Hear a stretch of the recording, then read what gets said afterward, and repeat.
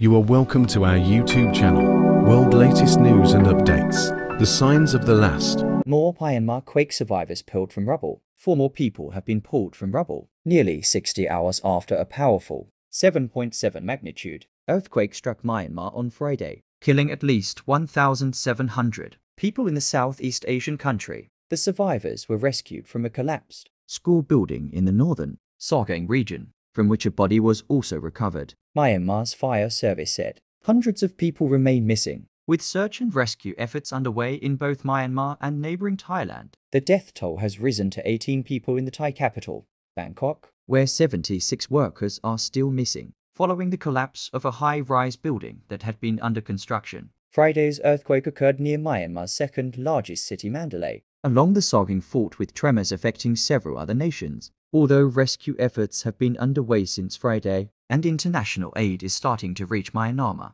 there have been delays in reaching the worst-hit areas, leaving locals to attempt to dig survivors out by hand. On Saturday night, an elderly woman was rescued in Myanmar's capital, Naypyidaw, after being trapped for 36 hours under the rubble of a hospital. Footage showed her being carried on a stretcher to a waiting ambulance, surrounded by emergency workers.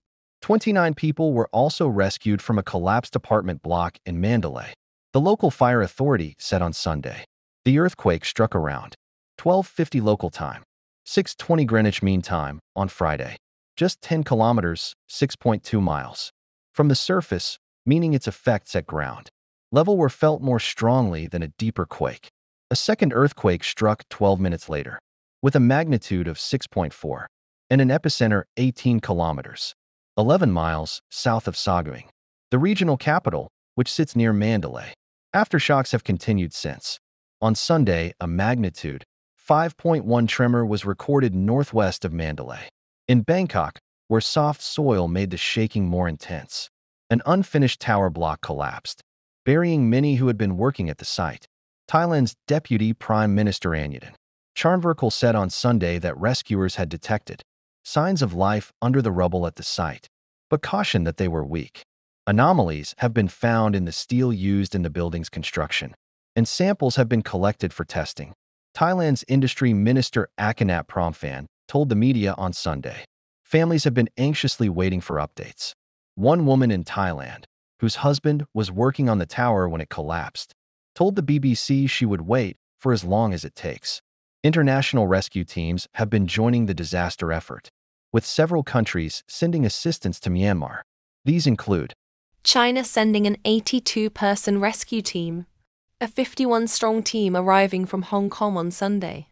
India sending an aid flight carrying a rescue team and emergency supplies. Malaysia's foreign ministry saying it would send a 50-person team to support disaster relief operations.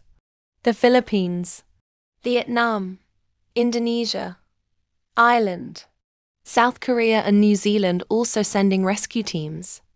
UK Foreign Secretary David Lammy pledging £10 meters in aid to help those most in need.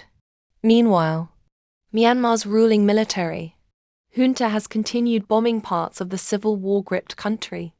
The UN described the attacks as completely outrageous and unacceptable. Pro-democracy rebel groups that are fighting to remove the military from power have reported aerial bombings in the Chongyu township in the Sagaing region. The military regime seized power in a coup in 2021, but it no longer controls many parts of the country, which are divided among rebel groups. The National Unity Government, which represents the ousted civilian administration, said that its armed forces would begin a 2-week pause in offensive military operations, except for defensive actions in areas affected by the earthquake from Sunday. People in Myanmar could face further displacement when the monsoon season arrives. Last year there was severe flooding which damaged homes and sanitation facilities. Lauren Ellery, of the International Rescue Committee, told BBC Breakfast, "We are coming into monsoon season again in May, with rain starting in April," she said.